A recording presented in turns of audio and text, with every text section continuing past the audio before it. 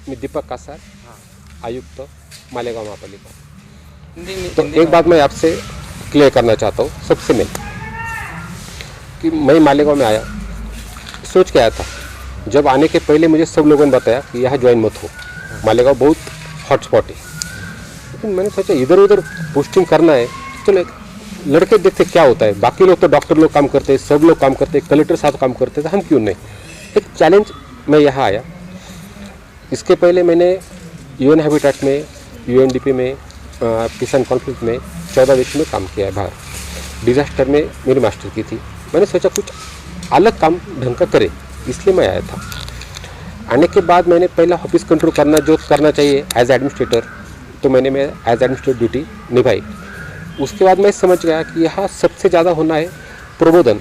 और जो लोग अभी रखे, कुछ ISDP में रखे थे, कई रखे थे, तो मैंने सोचा उन लोगों को जाके उनके एक्चुअल तकलीफ क्या है वो देखें। तो वो तकलीफ क्या है वो देखने के लिए मैं उधर चला गया। वहाँ मैंने IHD बिल्डिंग में जाके देखा, फॉरेन हॉस्पिटल में किट पहन के मैं वहाँ अंदर चला गया। जो जा खुदा अपने साथ है, आपको किसी को डर नहीं थी। कई इन्फेक्शन हो गया। एक दिन मीटिंग में पता चला कि मैं पॉजिटिव हूँ, सीधा घर निकल आया।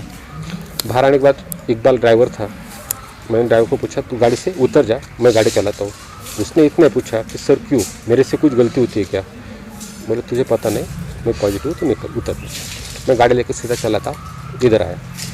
सबसे अहम बात पहली थी बीवी को समझाना कि मैं पॉजिटिव हूँ। ये इतना आसान है, आपको लगता है इतना आसान नहीं होता। जब खुद पॉजिटिव होते हैं ना आप लोग तो ये बात पता चलती है। जब तो उनको समझाना, और सामने भविष्य था 2 लड़कियों का, 2 बच्चे आए, उसका भविष्य सामने था। कुछ देर के लिए मैं थोड़ा ऑफ हो गया, लेकिन मैंने सोचा कि मैं 15 दिन से गांव में घूम रहा हूँ, बहुत पेशेंट मैंने देखे। चलो खुदा के एक अब economically I am well settle, family well settle है, माता पिता भैया सब है। मैंने सोचा जो मिडिल क्लास से लोअर क्लास वाले लोग हैं उस पर क्या बीतती होगी। हर के तो नहीं चलेगा, अपन थोड़ा ट्राई करते, ये संघर्ष करके बाहर आएंगे। तो जब तक मैंने इसका आने के पहले मैंने स्टडी किया था कोरोना एक्चुअली क्या है। तो मेरे भी WHO में जो दोस्त थे उनसे ही बात किया था। मैं ये बात समझ गया था कि कोरोना पॉजिटिव होना और कोरोना का मरीज होना, ये 2 बात में ना बहुत बड़ा फर्क होता है। अब सब लोग ध्यान में रखो, कोरोना पॉजिटिव आए ना तो कोरोना पॉजिटिव और कोरोना का मरीज, तो कोरोना पॉजिटिव जस्ट लेके वायरल सिम्टम होते हैं कि खांसी हो रहती है आपको, वैसा ये प्राइमरी स्टेज में अगर आप आ गए तो उसमें कुछ होता ही नहीं। एक कुछ कॉलोनीज यहाँ अपन को ऐसा सर्दी वगैरह होती है ना तो अपन गार्गल करते, वो कॉलोनीज यहाँ आती है। और कोरोना मरीज होना यानी अपन ने कुछ ध्यान नहीं दिया, वो कॉलोनी जो यहाँ थी वो यहाँ नीचे फुफ्फुस में लंग में चली गई। यहाँ चले जाने के बाद दिक्कत होती है, वहाँ आप मरीज बनते हैं, वो प्रॉब्लमेटिक होता है। लेकिन लोग पॉजिटिव हो ये बताने के लिए भी डरते, थोड़े सिम्टम है तो मैं क्यों टेस्ट करूँ, मेरे घर वालों को क्या होगा। अगर मैंने टेस्ट की तो मेरे घर वालों को लोग ध्यान नहीं देंगे।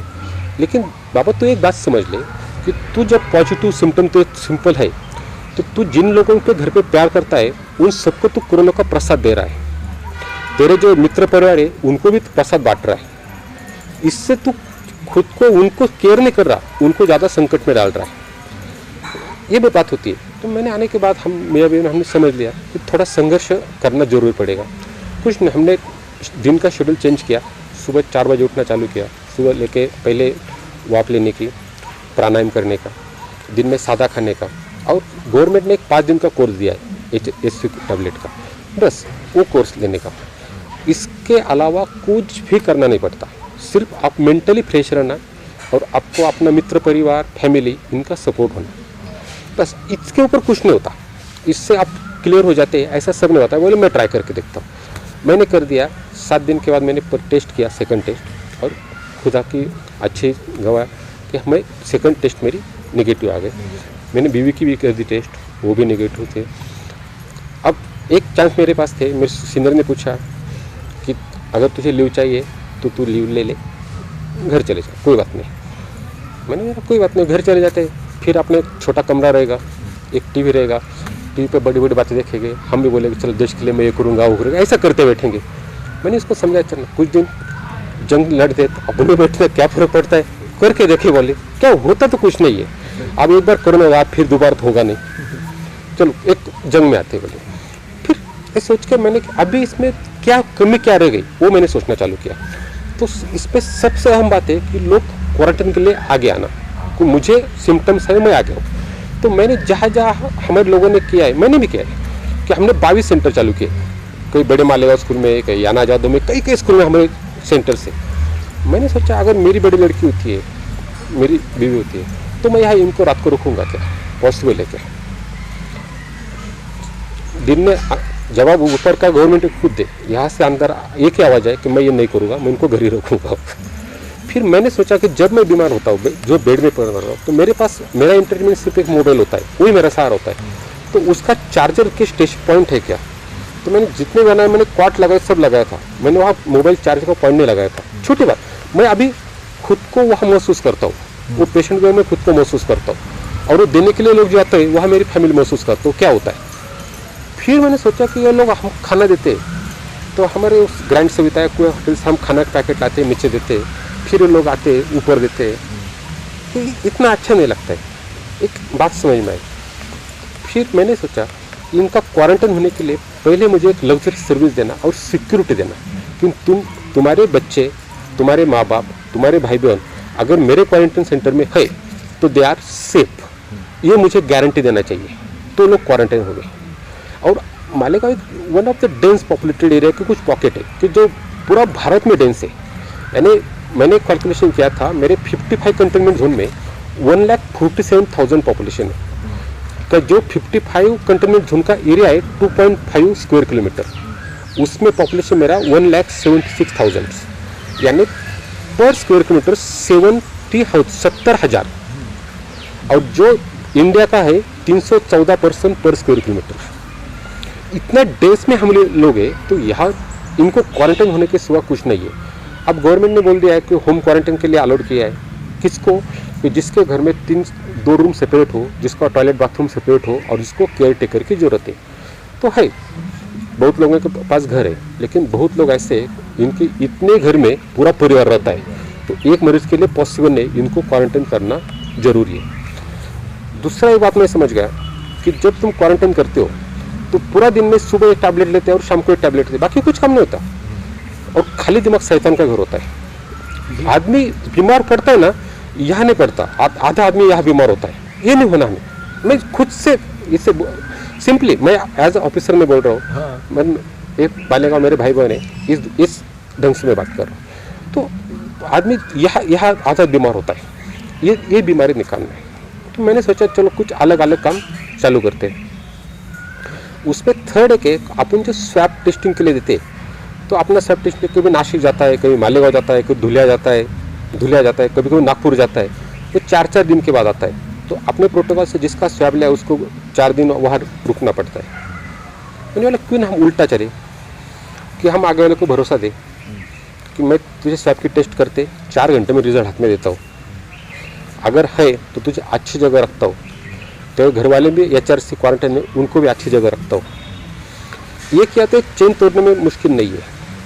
अभी रमज़ान होने के बाद मेरे बहुत मुस्लिम भाई बहन भी स्वैब देने के लिए तैयार है, ये संख्या बढ़ने वाली है। आप यू आर फ्रॉम ग्राउंड, कितने लोग अंदर है मेरे से ज़्यादा आप जानते हो। इन लोगों को बाहर लाना बहुत ज़रूरी है, बीमारी फैलना चाहिए।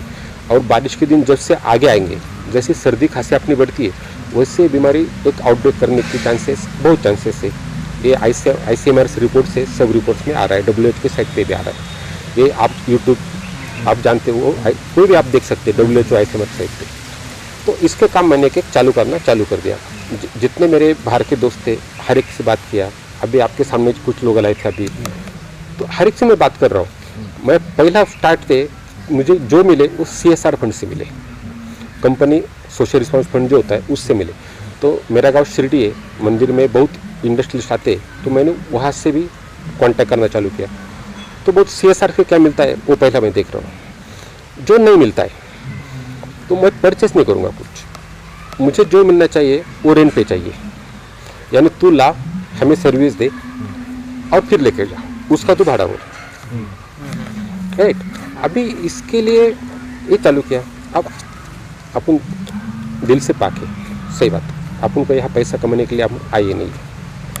अब जो मिला है, एक मैं मृत्यु को, डेथ को मैंने नज़दीक से देखा है, क्या होता है। मैंने 2-2 दिन में सोया नहीं हूँ, मैंने देखा है। अब एक दिल से काम करना। फिर एक काम चालू करने के बाद गांव में पॉलिटिशियन बहुत हुए, मैंने इनको गट में मीटिंग भी लिया, मैंने सबके साथ बात की भी की। आप मीटिंग में मैंने बोला कि पॉलिटिशियन करना है करो, मैंने 20 साल कॉर्पोरेशन में काम किया है, पॉलिटिक्स में भी जानता हूँ, लेकिन 2 महीने के बाद आप भी 2 ही पार्टी रखो, एक कोरोना और उसके वर्सेस मालेगांव का, बस 2 ही पक्ष 2 महीने के लिए। उसके बाद पॉलिटिक्स तुम भी करो, मैं भी करता हूँ ना, अपन ने 20 साल वही किया है, वो गलत बात नहीं, करो ना, लेकिन अभी मत करो। मैंने सबको समझा भी दिया। अभी एक एक काम चालू कर रहा हो तो अभी एक कोई यहाँ से पत्रक निकलता है कि नहीं ये जगह गलत है, यह गलत लेना। अरे मैं भी कुछ सीखा हूँ, मैंने 20 साल नौकरी की है, मेरे साथ कलेक्टर साहब आते हैं, SP साहब आते हैं, सब आते हैं, इनको कुछ तो तजुर्बा, इसलिए तो कुछ जगह सिलेक्ट कर रहे हैं हम। एक पत्रक निकाला, नहीं ये जगह नहीं, ये जगह लेना था, इसमें बहुत भ्रष्टाचार हुआ। अरे भ्रष्टाचार किस में? तो मैंने रिलायबल की जगह कंपाउंड वाल के लिए ली। बस अभी ग्रुप पे चल रहा है कि वो गिरना कारखाने की जगह लेना था, वो जगह लेना था, इसमें बहुत भ्रष्टाचार हुआ। बस बोल दिया, सब गांव में फैला दिया। आपको पता है कि रिलायबल की जगह जो मालेगांव मोस्तू की जगह, उसके मालिक पता नहीं, लेकिन बहुत बढ़िया इंसान है, उसको मैंने जाके बोल दिया था कि ये जगह मुझे एक सेंटर बनाने के लिए चाहिए। बोले क्या करने वाले सर? मैंने वाले कि यहाँ बड़े टेंट बनाने वाला हूँ, और यहाँ मैं दिन में 5 बार नमाज और 5 बार कुरान पठन रखने वाला हूँ। ये लोग यहाँ रहूँगा, इनको कंपाउंडल बनाने की, CCTV, खाना भी यही पकाने का, और उन लोगों को सब सुविधा देने की, लेकिन दिन भर वो पैक रहने के लिए 5 बार कुरान पढ़ना, 5 बार नमाज पढ़ना। ऐसा मैं काम करके एक सेंटर बना रहा हूँ। उसके लिए पैसा भी बाहर से ला रहा हूँ ना, अपना टैक्स का कोई पैसा इसके लिए मैं यूज़ नहीं कर रहा था। बस इसमें लिखा बहुत भ्रष्टाचार हो, बहुत भ्रष्टाचार होगा, लेकिन आगे आके कोई मुझसे बात किया नहीं किया। वो रिलायबल की जगह का जो मालिक है, आजम भाई नाम है उसका, रिलायबल का मालिक, शायद नाम मैं बताता हूँ, आजम भाई नाम उसका। मैंने उनको बोला ऐसा ऐसा करना। बोले क्या करना है? बोले ये जगह मुझे चाहिए, 15 एकड़ जगह है, तो मुझे रेंट पे दे, मैं इसका जो गवर्नमेंट का रेंट है वो मैं आपको दे दूंगा। बोले क्या करना है? बोले 5 बार यहाँ नमाज पढ़ना है, कुरान पढ़ना है, और ऐसा ऐसे ये करना है। बोले इसके लिए मैं एक पैसा भी भाड़ा दो, अल्लाह मुझे इजाज़त नहीं देता। बोले उस जगह वैसे ही दे दी। उसने दादा साहब भुस्से को बुलाया, महापौर मैडम को बुलाया, मुझे बुलाया, सबके सामने उसके बेटे को लेके आया। बोले सर मैं क्या, मैं ये जगह मेरे से, और यहाँ जो पहला खाना बनेगा वो मेरे घर से बनेगा। ये बात किसने पूछी मुझे? नहीं पूछी, बस बाहर भ्रष्टाचार हुआ, बहुत भ्रष्टाचार हुआ। बात क्या किया? दूसरा फिर उस दिन मैंने मीटिंग लिया, मैंने सोचा कि गांव में कोरोना से कम लोग मरेंगे, भूख से ज़्यादा मरेंगे, है कुछ गरीब लोग है। मैंने बोला मैं हर एक नगर सेवक को 2-2 लाख रुपए देता हूँ। मैंने सुझाव दिया। महासभा ने से चलो गट नीति की मीटिंग ले, इलीगल है तो भी मैं चलाता हूँ, थोड़ा इलीगल चले, अच्छे काम के लिए चलो, कुछ फर्क नहीं पड़ता, बाद में इंक्वायरी होगी देख लेंगे। मैंने बोला मैं पैसा देता हूँ, वहाँ एक खाना पकाएंगे, और जो सब ये लोग हैं उनको जो नगर सेवक है उसमें स्वयं से वॉलंटियर लगा के दे देने का। फिर बोले नहीं वो नहीं, उसमें ये करना, बोले किट देने की। बोले किट के लिए रेशन पे जाल माल मिलता है, वो केसरी पत्रिका वगैरह उस पर, तो उसमें आप नगर सेवक भी फंस जाएंगे कभी कभी कि रेशन के और रेशन काला बाजार वगैरह रहते हैं, तो जो रेशन पे मिलता नहीं उसकी किट बनाए। बोले वैसा बनाते। फिर अभी उस पे ऊपर ही लेटर कि ऐसा क्यों किया, इसमें भ्रष्टाचार हो रहा है। अरे अभी मैं दे भी रहा, दिया भी ना, तो भ्रष्टाचार हुआ कहाँ, किसने किया, कौन परचेस कर रहा है, क्या कुछ भी नहीं है, बस हो गया भ्रष्टाचार हो गया, लेटर दे दिया। अब मुझे क्या करना पड़ा, जो काम मुझे इमीडिएट पूरा करना था, मेरे अभी तक ऑर्डर भी नहीं, मेरे कहने से लोग आए, मेरे कहने पे लोगों ने जगह दी, टेंट बनने वाला मेरे कहने से आया, पता नहीं उसने मेरे व्यवस्था रख के काम भी चालू भी किया था। अब इतना क्या मुझे क्या करना पड़ा, अभी गवर्नमेंट को रिकमेंड करना पड़ा। अब गवर्नमेंट से सरकारी प्रोसेस होकर 8 दिन 10 दिन बाद आएगा, फिर मेरा काम चालू होगा, 10 दिन बाद चालू होगा। तब तक फिर मुझे जो मेरा जो एम था कि जो क्वारंटाइन के लोग अच्छी तरह जगह मिलके ईद के बाद स्टार्ट करना, वो आगे जाता है बराबर। फिर बारिश के दिन चालू होते, कुछ ना कुछ प्रॉब्लम आते चलेगी। ये सबको खाना दे रहा था, कुछ गलत काम कर रहा था नहीं, बस फिर मेरा कहना इतना था कि ईद के पहले हर के घर में किट चली जाए।